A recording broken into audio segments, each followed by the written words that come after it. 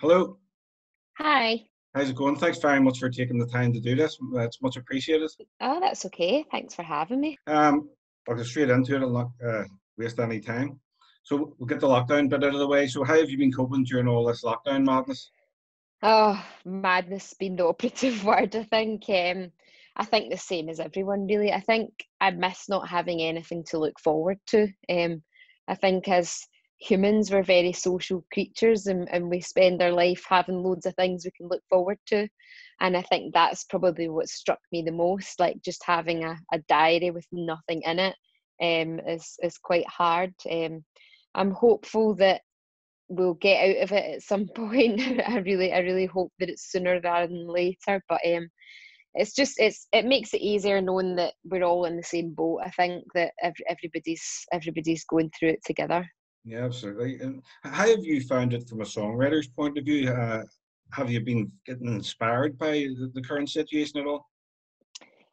Not really. I mean, I wrote one song right in the midst of lockdown, kind of a month into it, just because I was kind of thinking about it, and at that point I was quite emotional about it.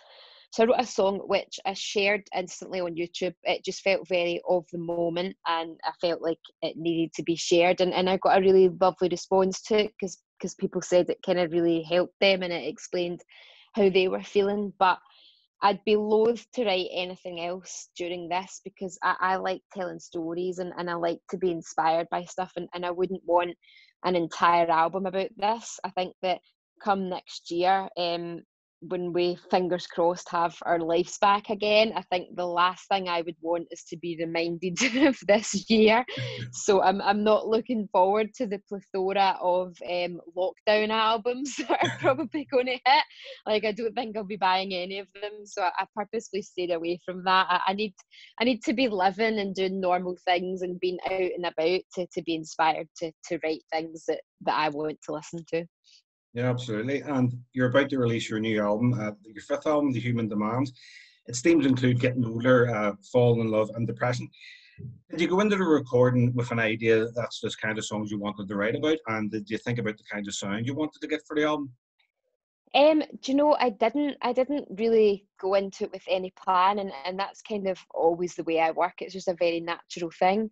But I think the fact that all of the songs ended up fitting the certain theme has actually been a great thing. It's just an album that's really representative of kind of where I am at in my life, but also it's got so much meaning on it and so much depth that I think most people could relate to. I kind of write the songs, make demos, and I'm very easygoing about that side of it. I think this time what was amazing was having Jim Abbas produce it. He is an incredible producer and he just brought so much. So often producers kind of want to change everything you've done and put their own stamp on it, whereas Jim doesn't want to do that. He wants to enhance what you've already done and bring my writing together with great musicians and his ideas, and you work as a team. And I think this is the most enjoyable kind of time I've ever had in the studio, even with 3 months of lockdown in the middle of it, Mm-hmm. just because I really felt like I was a part of something quite special. And I will always look back fondly on that recording process. I felt that we really nailed it with this record, and we also had a great time whilst doing it. Yeah, absolutely. You definitely did because I've been listening to the album quite a lot and really, really enjoying it. It's Oh. your first album since it started in 2017. Why was there such a long gap in between albums? Um, that isn't actually a long gap for me. I spend a great deal of time on the road. So I mean, that album came out 2017, and I was touring that album right up until the end of the summer 2018. So I never properly stopped or have any time Mm. until the end of 2018, and that's when I started writing this record. I'd pretty much finished the writing process by last year, but I changed record labels, so there was a bit of a delay in the middle of that, so I couldn't get the album recorded until I'd sorted out my new contract and stuff. So we were ready to go with the recording at the beginning of this year, and the album would probably have been out in May or June. But obviously, what happened in between kind of threw a massive spanner in the works. So I managed to get back into the studio after the lockdown in the middle of summer and finished the album kind of end of July. And or August even, and but then we didn't even really know if we would release it, because you just don't know if it's going to be viable in this time.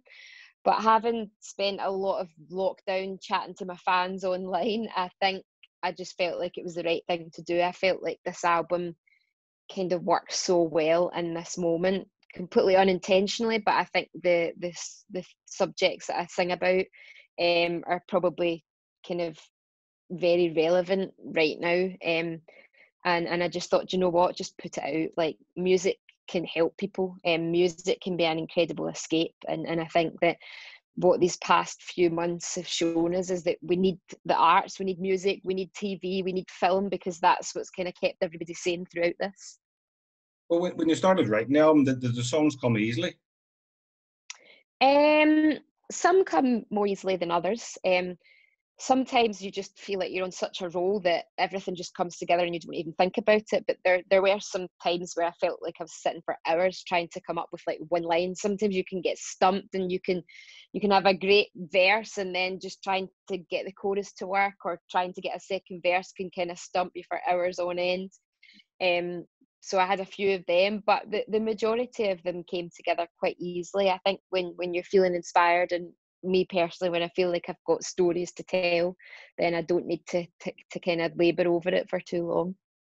Well, one of the great stories, the first single, The Hudson, great song, and it's a great video as well. What can you tell me about the history behind that song? Because there's a bit of a story about it. Yeah, I mean, there's actually a few inspirations, and it's like all the kind of roads crossed at the perfect moment when I was sitting down to write.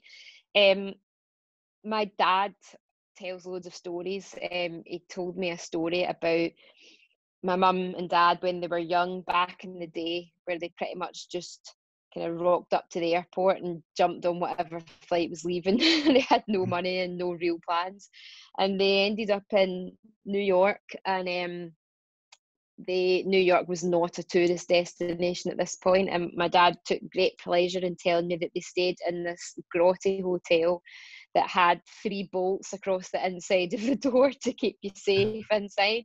And it just made me laugh that my parents were like such risk takers, because it's just not what I'm like at all. My sister's maybe a bit more like that, but the fact that they kind of just decide on a whim, let's go here. And I just thought that was a really interesting story. So I also spend a lot of time daydreaming. So I was just thinking of my parents being young, and then I just started daydreaming about myself and about life, basically. Like, I think that daydreaming is a really kind of important part of writing songs for me. I think it gives me a lot of kind of inspiration, but I just sometimes spend time thinking what my life would be like if I didn't have music, and where would I be right now had I not got into music. And I think so many of us do that. We spend time thinking about the choices that we made and the paths that we eventually took, and we wonder if our lives would be completely different if we'd done something differently. And I spend a lot of time thinking about this, which is ridiculous, because we'll never know the answers. We'll never know if things would be different. And I found myself just thinking about that and thinking about my parents. And I was sat in this seat that I'm in now, so you can see all the New York artwork Yes, yeah. behind me, and it's basically it's on the walls across from me as well. And it just all kind of popped into my head at the one time, and that was one of the songs that came together so easily. It just flowed out of nothing, and it's one of those that I'm really proud of, because it feels really special. It feels like it's got a lot of meaning behind it, but I didn't really have to dwell on it too much. Yeah, it's great, and the video is great as well. I watched that recently. It reminds me a bit of Fairy Tale of New York video for some reason, but obviously Oh because it's in yeah. New York, you know. But it's amazing. Uh, One of my favorite tracks on the album is the title track, "The Human Demands." Like, part of the lyric, if I've got this right, is your heart stops beating when you hear that song, and you finally feel you're not alone. Is there a particular song that you listen to for comfort when you're sort of having a down day or not feeling great? Yes, there is actually. It's a Bruce Springsteen song, but not one of his big smash hits. It's actually a song called "Waiting on a Sunny Day," and it just has such a lovely feel-good vibe about it that as soon as it kicks in, it just makes me smile. And any time that I might be feeling a little bit down in the dumps, I just put that tune on, and I always sing along to it, and it always makes me feel better. I think that the singing out loud helps as well when you can be struggling a little bit. Mm-hmm. And you're a big Bruce Springsteen fan. I'm sure you wouldn't turn down a collaboration with him at some stage. Oh, definitely not. Unfortunately, I don't know if Bruce is the kind of person that collaborates that much. I mean, he's got the E Street Band. What else does he want in terms of collaboration? So I'm not sure that would ever happen, but it's always nice to have dreams. Yeah, absolutely. I mean, so it's a great album. What song on the album do you feel most connected to?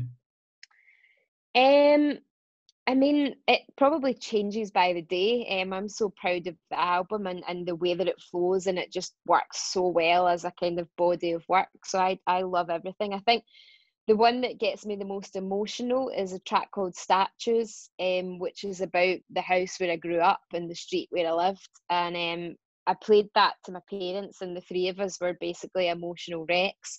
So I think I'll always have a real connection to that song because of the memories that it stirs up and the things that I think about when I hear it. And the same for my parents. As soon as they heard it, they knew exactly what it was about. And we all kind of just sat there, my mother and I, just in tears, and my dad pretending that he wasn't in tears. Yeah, that's another great song. Actually, I've been enjoying it. So you're always telling stories and songs. You know, has your your process changed much over the years for your songwriting? I don't think it's intentionally changed. I have worked with my bandmates a bit more. I used to do everything on my own, and I found that it was so nice to work with somebody else. I mean, take away the awkwardness that you have at the beginning, and trying to put your ideas out there can be a little bit weird, but when you come up with something good, it really helps. It really helps to not feel like you're under this immense pressure on your own, and you can also share experiences with people. The song Statues I wrote with one of my bandmates, Tom, and it basically started out as a conversation that we were having, talking about the roads where we used to live and the homes that we grew up in. And I loved how it just evolved from a chat into a song, and that was just a really natural thing. So I do like having other people to rely on and bounce my ideas off. It does take the pressure off a little bit than just doing everything on your own. Well, you've been writing songs right for years, right from your teenage years, isn't that right? What was the first song you wrote and you thought, this is a really good song?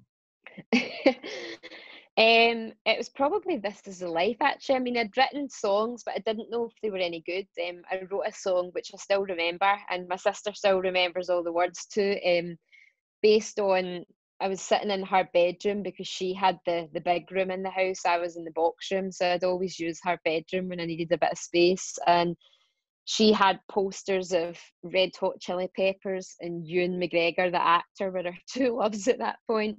And I just had this idea of how mad it was that my sister's whole life involved this band and this actor. Like, she was obsessed by them, but that they didn't even know that she existed. And I just found that really strange. And I wrote a song called The Wall, nothing like Pink Floyd's The Wall, but basically about my sister idolising these people that will never know who she is. So that was one of the first ones that I wrote. But I do remember when I wrote This Is the Life, I remember I had a little 8-track recorder that my dad had got me for my Christmas.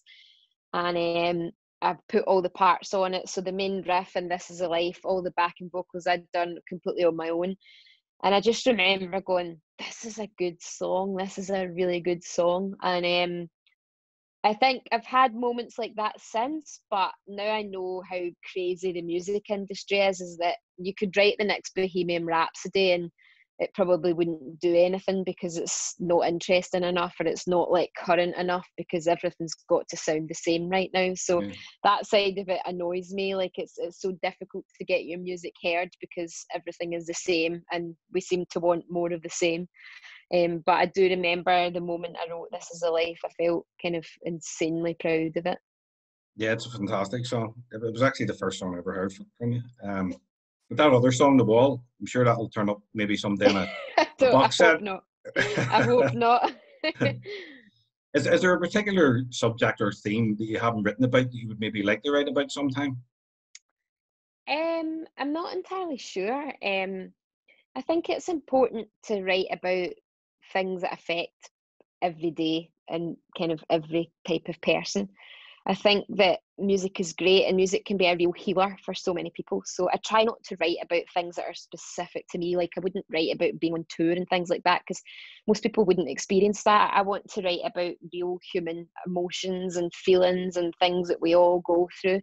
I think for me that's my kind of favourite part of writing songs. When you know that you can touch on something that might have a huge impact on somebody's life.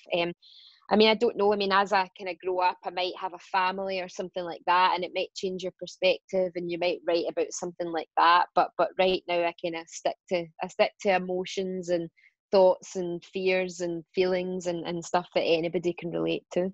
Mr. Rock and Roll was a big hit. Right. What's the most rock and roll thing you've ever done?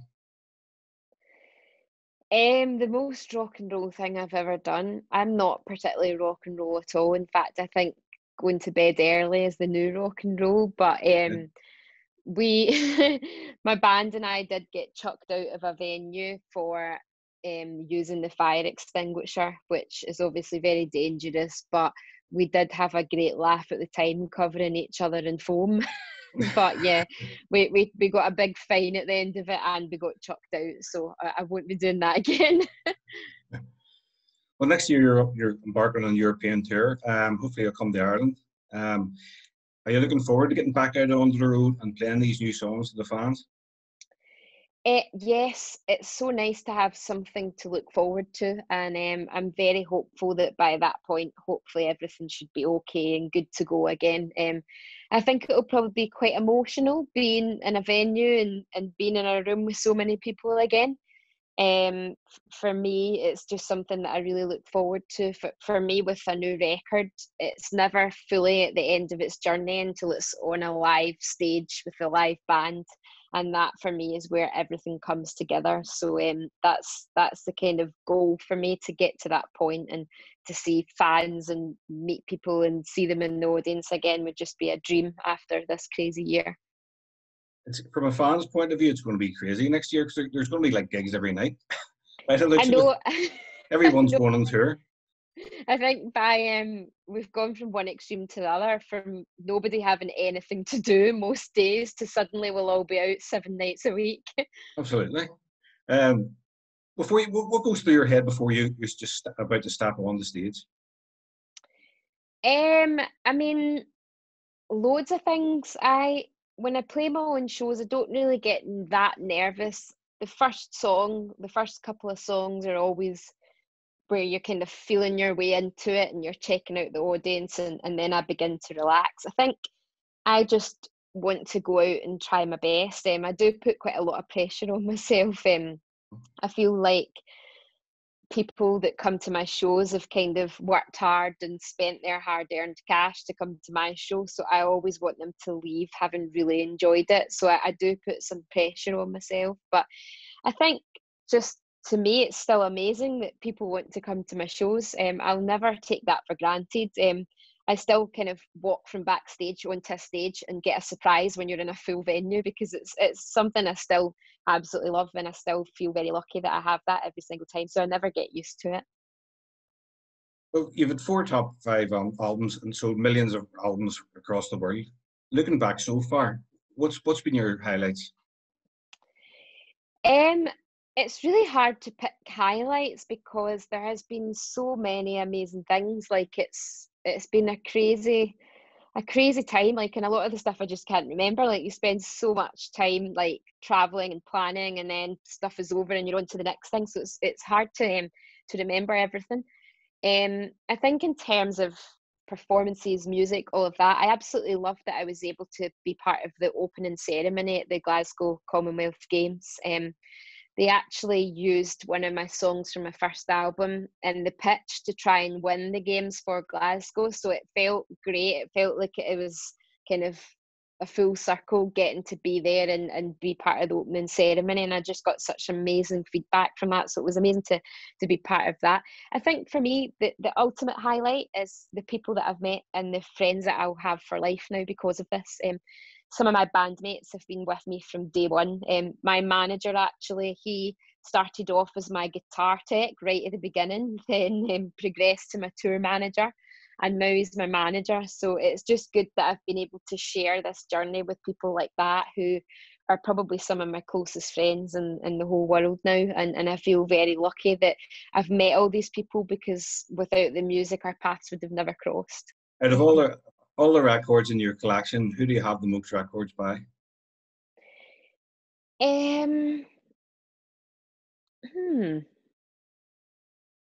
I think it's probably Travis, just because Travis were such an inspiration to me at the beginning, that I've always bought every single one of their albums and always pre-order their records. So there isn't an album that I don't have. They've actually got a new one coming out. Yeah. And I feel like a bit of an affinity to Travis, that I would never not buy their records. So I'll forevermore buy everything that they release, because without the album The Man Who, I might never have taught myself to play guitar and might never have got into music myself. So that was the record that you really thought, right, I'm going to try and give this a go? That Yeah, inspired you? that was the one that made me want to play along with it. I taught myself guitar after buying that record, and I wanted to play along with all the songs, and naturally progressed to writing my own songs from there. So that was kind of the catalyst for me. Have you ever spoke to Fran or the guys and actually told them that? Yeah, Yeah. they know.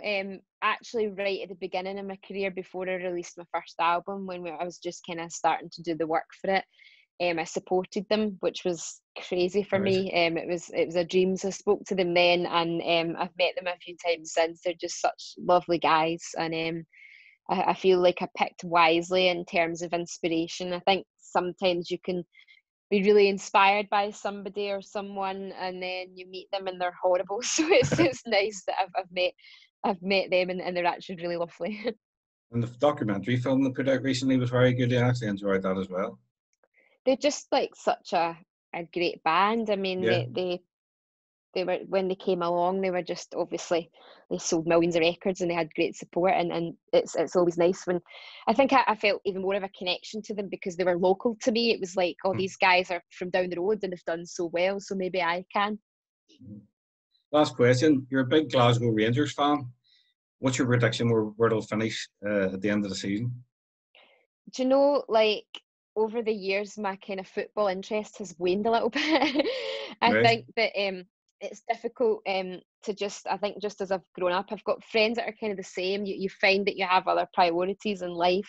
So I'm not as interested as I once was, for a variety of reasons. But I mean, I don't know. Like, I think this will be an interesting season. I think that the lack of fans is obviously having a bit of an impact on Yeah. teams, some in a good way. I think Rangers are doing okay without the fans there, others in not so much of a good way. So I think this year will be really strange, and it seems now that there might not be fans in at all this season. So, I mean, I hope that next year they'll get fans back in, but I don't want to make a prediction. I think that it always comes back to bite you on the arse with football in Scotland. I think it's better just say nothing. Absolutely. Well, Amy, thanks very much for taking the time out to do this. I really, really appreciate it.